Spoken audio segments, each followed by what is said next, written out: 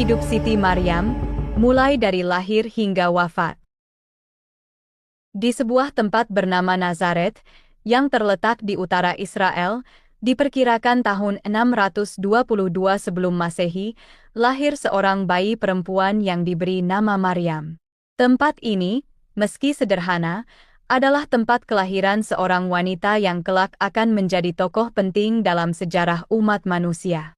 Maryam lahir dalam keluarga Imran, sebuah keluarga yang dikenal karena kebajikan dan kebaikannya. Ayahnya, Imran bin Yasim, adalah seorang yang saleh dan dihormati dalam masyarakat.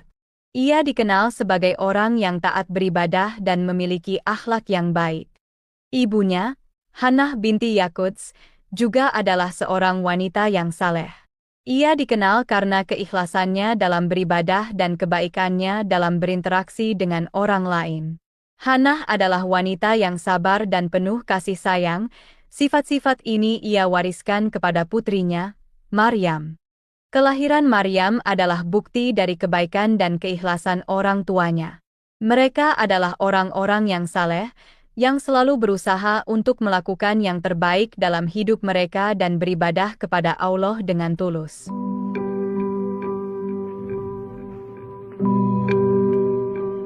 Pada suatu hari yang cerah, Hannah, ibu dari Siti Maryam, sedang duduk di bawah naungan pohon sambil memandangi langit yang biru. Tiba-tiba, pandangannya tertuju pada seekor burung yang sedang sibuk memberi makan anak-anaknya. Melihat pemandangan yang mengharukan itu, hati Hannah menjadi sangat tergerak. Ia merasa iri dan menginginkan punya anak seperti burung tersebut.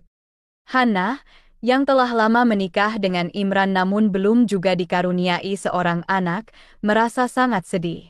Namun, melihat burung tersebut, hatinya dipenuhi oleh harapan. Ia berdoa kepada Allah, memohon agar dianugerahi seorang putra. Doanya bukanlah doa yang biasa, melainkan doa yang penuh dengan harapan dan cinta. Allah, yang Maha Mendengar dan Maha Mengetahui, memperkenankan doanya. Tak lama setelah itu, ia merasakan tanda-tanda kehamilan. Ini tentu saja menjadi kabar yang sangat menggembirakan bagi Hannah dan Imran. Mereka sangat bersyukur kepada Allah atas karunia ini. Namun, Hannah tidak hanya bersyukur. Ia juga membuat sebuah nadzar, sebuah janji kepada Allah. Ia menadzarkan bahwa jika ia diberikan seorang anak, maka anak tersebut akan ia persembahkan untuk menjadi hamba yang saleh dan berkhidmat kepada Allah. Ini adalah sebuah janji yang sangat besar. Hannah berjanji bahwa anaknya akan menjadi hamba Allah, yang akan mengabdikan hidupnya untuk beribadah dan berkhidmat kepada Allah. Ini adalah sebuah janji yang menunjukkan betapa besar kecintaan Hannah kepada Allah dan betapa besar keinginannya untuk memiliki seorang anak yang saleh.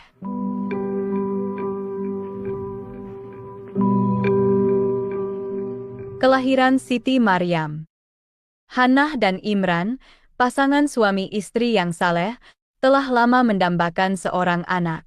Mereka berharap dianugerahi seorang anak laki-laki yang dapat meneruskan jejak kebaikan mereka dan menjadi pemimpin bagi umat. Namun, Allah memiliki rencana lain yang lebih indah. Ketika Hannah akhirnya hamil, mereka berdua sangat bahagia. Namun, ketika bayi tersebut lahir, ternyata ia adalah seorang perempuan. Ini adalah sesuatu yang di luar dugaan mereka. Mereka menginginkan anak laki-laki, namun Allah menghendaki anak perempuanlah yang lahir. Hannah merasa sedikit kecewa dengan hal ini. Namun, kekecewaan ini tidak berarti ia tidak mencintai anaknya. Justru sebaliknya, Hannah sangat mencintai anaknya dan selalu mendoakan yang terbaik untuknya. Meski anaknya adalah perempuan, Hannah tidak pernah berhenti berdoa dan berharap bahwa anaknya akan tumbuh menjadi seorang wanita yang saleh dan berbakti kepada Allah. Ia berharap bahwa anaknya, meski perempuan, akan mampu menjadi pemimpin bagi umat dan membawa perubahan positif bagi dunia.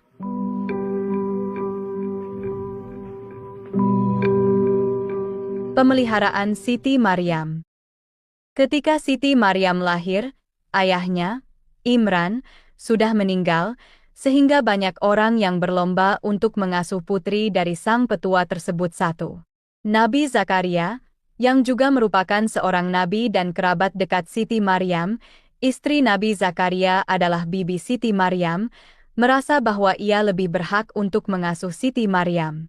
Namun, untuk menentukan siapa yang berhak mengasuh Siti Maryam, para ulama dan tetua memutuskan untuk melakukan undian. Undian ini dilakukan dengan melemparkan pena mereka ke dalam kolam. Pena yang tidak tenggelam menandakan orang yang berhak mengasuh Siti Maryam. Dalam undian tersebut, pena Nabi Zakaria lah yang tidak tenggelam, sehingga Nabi Zakaria berhak merawat Siti Maryam. Nabi Zakaria adalah seorang nabi yang saleh dan bijaksana, yang dikenal karena kebaikannya dan keikhlasannya dalam beribadah kepada Allah. Ia adalah pilihan yang tepat untuk memelihara dan mendidik Siti Maryam. Dengan bimbingan Nabi Zakaria, Siti Maryam tumbuh menjadi seorang wanita yang saleh dan suci. Ia selalu menjaga kesuciannya dan berusaha untuk selalu berbuat baik kepada orang lain. Ia juga selalu berusaha untuk mendekatkan dirinya kepada Allah dengan beribadah dan berdoa. Siti Maryam juga berdiam diri di Baitul Maqdis, sebuah tempat suci yang menjadi pusat ibadah dan pengetahuan bagi umat manusia. Di tempat ini, Siti Maryam menghabiskan banyak